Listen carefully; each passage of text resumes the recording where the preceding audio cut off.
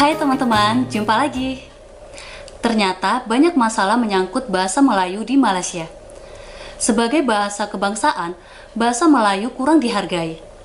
Di sisi lain, posisi bahasa Melayu membuat dominasi sastra Melayu atau sastra berbudaya Melayu. Adapun sastra lain seperti sastra Sabah dan Sarawak kurang mendapat tempat. Berikut ini ada video yang menarik berisi penjelasan dari Profesor Sabah. Yuk langsung kita simak aja ya. Daripada WL Sabah Walter, Prof, apakah punca timbul sejarah hitam pada tahun 1970 sehingga timbulnya ketegangan kaum rasisme? Adakah kelemahan dari sastra gara-gara kegagalan lain kaum tidak menguasainya? Contohnya India dan China? Silakan. Okey, soalan ni nampak simple tapi dia perlukan pendidikan yang mendalam ni. Dia ada elemen sejarah di sana. Dia sebenarnya ini tidak berkaitan, ini bukan soalan sastra. Ini adalah soalan tentang persoalan sejarah. So kita perlukan disiplin sejarah untuk melihat itu. Tapi pandangan saya secara personal lah saya fikir masalah perkauman yang tercetus 1969 dengan awal 70-an dulu yang disimbolkan dengan peristiwa 13 Mei, tapi sebenarnya 13 Mei itu hanyalah merupakan, orang kata, tip of the iceberg lah kan, iceberg. Dia sebenarnya ada peristiwa-peristiwa lain yang lebih besar. Barangkali ketidak ada asimilasi di antara kaum Melayu dengan kaum bukan Melayu daripada segi bahasa, dari segi pendidikan, daripada segi sastra, daripada segi ekonomi, itu pun menyumbang jugalah. Tetapi mengatakan bahawa satu-satunya puncanya itu adalah daripada sastra itu, mungkin kita perlukan pendidikan mendalam lah. Mungkin ia salah satu faktor penyumbang. Tapi pada saya melihat itu dalam sudut yang lebih besar lagi. Dan saya juga melihat itu sebagai warisan daripada penjajah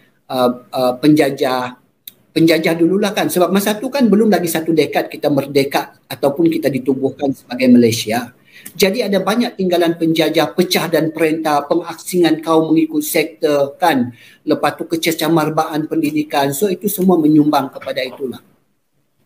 Soalan dia, sekiranya seperti yang doktor kata, pihak establishment sastra kebangsaan tidak dapat memberi ruang kepada penulis Sabah dan Sarawak kerana cenderung terhadap nilai Melayu dan Islam semata-mata, adakah doktor berpendapat pihak kerajaan negeri di Sabah dan Sarawak perlu mengambil peranan aktif, mempromosi penulisan dan seterusnya memberi ruang kepada penulis tempatan ke arah mengubah landscape sastra kebangsaan? Jawapan saya sangat mudah, Dr. Huda. Perlu. Bahkan sangat-sangat perlu. Sebab landscape sastra dan persuratan kita di Sabah dan Sarawak berbeza dengan di Semenanjung. Jadi perlu ada intervensi dasar daripada kerajaan negeri sendiri untuk memacu citra tempatan kan. Selain daripada kita mengharapkan perubahan dari segi dasar di peringkat federal, tapi perlu. Okey, soalan dia, pendapat Dr. Ram, masa depan sastra Melayu adakah akan terkubur khususnya di Sabah? Susahlah ni untuk menjadi menjadi tukang nujum kan, tukang nujum. Saya tidak pasti apa yang dikatakan sebagai sastra Melayu, sebab tadi saya bercakap tentang sastra Malaysia, sastra kebangsaan Malaysia. So kalau kita bercakap tentang perkara yang sama, iaitu sastra kebangsaan, sebab kadang-kadang bila kita kata sastra Melayu, kadang-kadang orang rujukkan itu kepada sastra yang tulis dalam bahasa Melayu dengan memang Melayu, sosial budaya Melayu secara sentrik kan. Tapi kalau kita bercakap tu dalam konteks sastra kebangsaan Malaysia, maka adakah akan terkubur? Saya harap tidaklah terkubur kan. Dan saya nampak sebenarnya pada masa ini ada banyak usaha-usaha ke arah untuk menebat itu. Begitulah teman-teman problem sastra kebangsaan Malaysia. Nah, mengenai pengaruh Indonesia terhadap sastra di Sabah dan Sarawak, kita lihat pada bagian berikut ini. Yuk kita simak aja ya. Sabah Walter, Dia berikan kenyataan dahulu apabila Sabah dan Sarawak bergabung dengan Melaya pada tahun 1963 secara rasminya, sastra di Sabah dan Sarawak dilihat telah berubah dan bahasa Melayu diperkenalkan secara rasmi sebagai bahasa ibunda.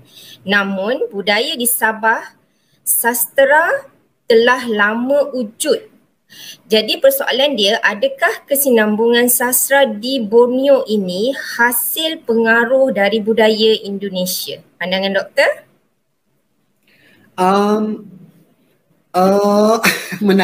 Menarik soalan ni. Pandangan personal saya lah, sebab tidak ada kajian. Saya kata personal sebab tidak ada kajian. Saya macam agak setuju dengan itu. Sebab saya bagi tahu masa saya kecil-kecil dulu, saya memang banyak membaca karya yang ditulis oleh bahasa Indonesia. Saya dulu sebelum saya membaca karya sastrawan-sastrawan negara, saya membaca karya siapa namanya menulis yang gerela keluarga gerila tu dan juga beberapa lagi lah. Dan begitu juga dengan lagu-lagu. Lagu ni pun boleh juga dianggap sebagai sastra kan, sebab liriknya kan. Saya kenal Endang Estorina, lepas tu Rano Karno pun menyanyi tahu. Lepas tu Rinto Harahap, berbanding dengan penyanyi-penyanyi kan. Jadi barangkali kerana kecenderungan itu, maka ada nuansa dan ciri tertentu penulis-penulis di Sabah ini, yang lebih mirip kepada Indonesia. Jadi apabila kita wujud sastra kebangsaan yang kita kata mula dikebangsaankan dengan berasaskan kepada tradisi persuratan yang berada di Semenanjung, maka wujud di situlah saya rasa pada tahun-tahun 60-an, awal 70-an macam tu, dia macam ada seperti pengharmonian sikit, yang macam ketidakserasian itu yang agak ni kan sikit. Tetapi saya rasa sekarang ini kalau saya kata bahawa tradisi sastra kita di sini ni ada pengaruh Indonesia, itu macam seolah-olah saya setuju memang begitu, sebab pengalaman peribadi saya sendiri. Mungkin ada orang lain pengalamannya berbeza, ada pandangan berbeza, tapi saya setuju dengan kenyataan itu. Tetapi pada masa sekarang saya rasa nuansa kita lebih bersifat Malaysiana lah. Sebab saya pun sekarang ini saya sudah lama tidak ni dengan lagu-lagu Indonesia ataupun buku-buku. Saya masih membacalah buku-buku Indonesia, tapi pengaruh kepada buku-buku sastra Malaysia itu adalah lebih tinggi lah. Dan saya tengok generasi baru pun lebih kepada itu. Mana ada generasi baru ni kenal Endang Estorina kan, yang diorang kenal Siti Nurhaliza, siapa lagi, ialah penyanyi-penyanyi Malaysia lah saya rasa. So itu pandangan saya.